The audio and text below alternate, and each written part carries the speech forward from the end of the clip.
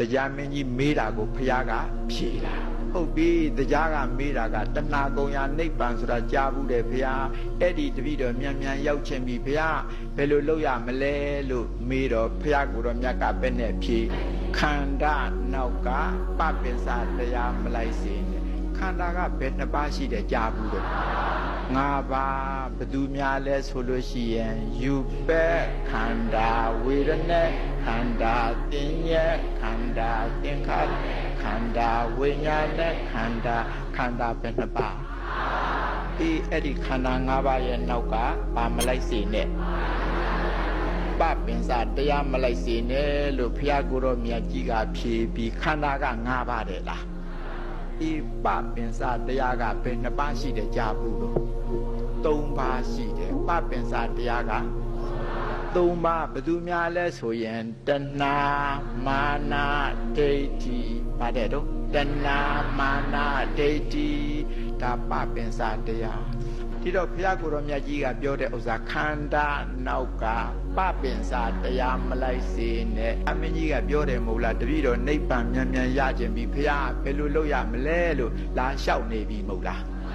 ဒီတော့ဘုရားကိုယ်တော်မြတ်ကဖြေတဲ့ပဲနဲ့ဖြေခန္ဓာနောက်ကပပင်စာတရားမလိုက်စေနဲ့အရေးကြီးပြီနော်မိမိတို့တွေလည်းပဲနိဗ္ဗာန်ရခြင်းနဲ့မဟုတ်လားဒီတော့ဘုရားကိုယ်တော်မြတ်ကြီးဖြေတဲ့အဖြေကိုဂရုစိုက်ရတော့မယ်ခန္ဓာနောက်ကပပင်စာတရားမလိုက်စေဟုတ်တယ်ပပင်စာတရားတွေကလိုက်နေတာတဏှာမာနဒိဋ္ဌိဆိုတဲ့ပပင်စာတရားတွေကလိုက်တတ်တယ်မဟုတ်လားလိုက်တယ်လိုက်ပုံလိုက်နည်းလေးနည်းနည်းပြောပါဦးမယ်ဟောယူပဲခန္ဓာဝေဒနာခန္ဓာသင်ညက်ခန္ဓာသင်္ခါရဒါဝိညာဏခန္ဓာအဲ့ဒီခန္ဓာ၅ပါးနောက်ကတဘာဘာနောက်ကပပင်စာတရားတွေလိုက်တယ်မဟုတ်လားတဏှာမာနဒိဋ္ဌိစာလို့ကြတော့ဧတံမာမဧသောဟာမသမီဧသောမေအတ္တာစာလို့อ่ะလေဧတံမာမဒါငါဥစ္စာဧသောဟာမသမီဒါငါกว่าလို့လက်မထောက်တာ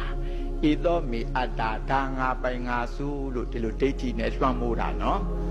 တဏှာမာနဒိဋ္ဌိဒီသဘောတရားလေးတွေရှိတတ်ပါတယ်အဲ့ဒီယူပခန္ဓာပဲဆိုပါတော့နော်မဲကိုကြာနာလှလှပပဝတ်စားပြီးတော့မှန်ကြီးရှိသွားရမယ်ဆိုရင်အောင်မယ်ဒီလိုဆိုတော့ငါပဲဆိုလို့လေဒီလိုဆိုကိုရုပ်ကိုပေါ်မှာကျင့်တတ်တဲ့အနေနဲ့ဆိုတော့ဗာလိုက်တာတဏှာလိုက်တာမဟုတ်လားဗာလိုက်တာတဏှာလိုက်တာပေါ့ကြာနာဒီလိုဆိုတော့မဆိုးသေးပါဘူးဆိုရင်ပဲကြေနတ်လောဘတဏှာလေးနဲ့တွေ့တာမဟုတ်လားဒီလိုဆိုရင်ယူပခန္ဓာနောက်ဗာလိုက်တာတဏှာလိုက်တာကိုကြွက်သားကြီးတွေထုတ်ပြပြီးတော့အာယံပလာကြီးတွေနဲ့ဆိုတော့အိုးဒီလောက်ဆိုလို့ရှိရင်ငါခွန်အားတွေရှိပါသေးတယ်လူတယောက်ပြစ်ထိုးရင်နာရုပ်9ချောင်းလောက်တော့ကျိုးသေးတယ်ဆိုလို့ရှိရင်မောက်မာနဲ့မဟုတ်လားပါလိုက်တာမဲမာနလိုက်တာဒီရုပ်တရားပေါ့နော်အိုးဒါတွေဟာငါပိုင်ငါဆိုငါအာကိုးစရာတွေပေါ့လို့ဆိုတော့ပါလိုက်တာမဲတခုမဟုတ်တခုတော့လိုက်တတ်တယ်မဟုတ်လားမဲရုပ်တရားကြီးနောက်ကတဏှာမာနဒိဋ္ဌိအဲ့ဒါဒီလိုက်နေရင်နိဗ္ဗာန်ရပါမလားဒါကြောင့်တပည့်တော်နိဗ္ဗာန်မြန်မြန်ရခြင်းဘုရားဘယ်လိုလုပ်ရမလဲလို့တရားမင်းကြီးကမေးတော့ဘုရားကိုယ်တော်မြတ်ကပြောတာခန္ဓာနောက်က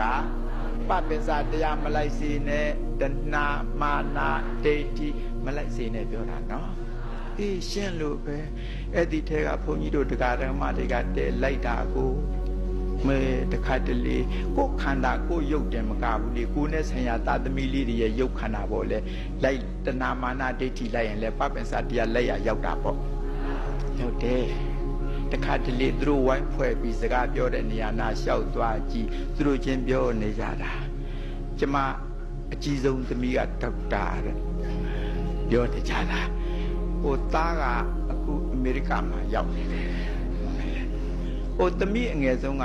ခုနောက်ဆုံးနှစ်ပေါ့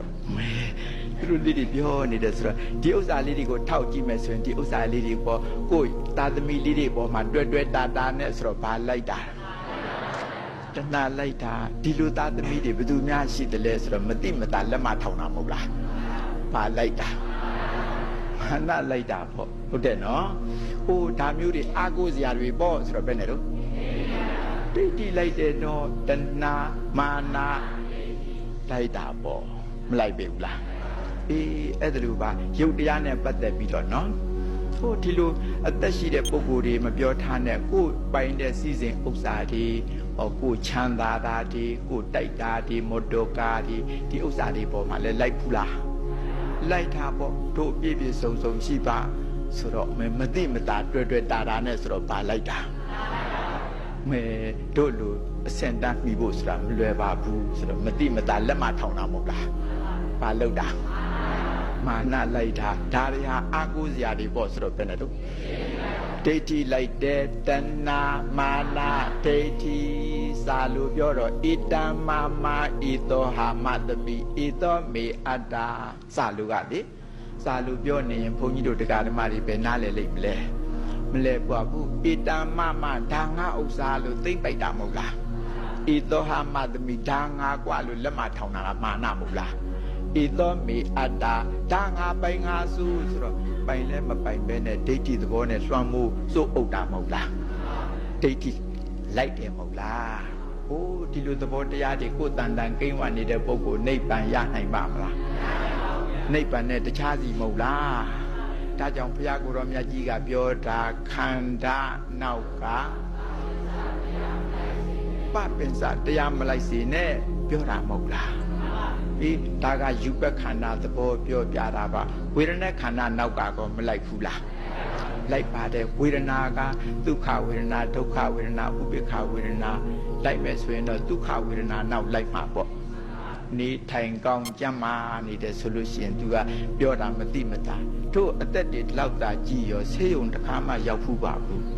ဒီလိုအပြောလေးလေဒီဥစ္စာလေးကကြမ်းမာလို့မလို့သူဒီလိုပြောတာမဟုတ်လား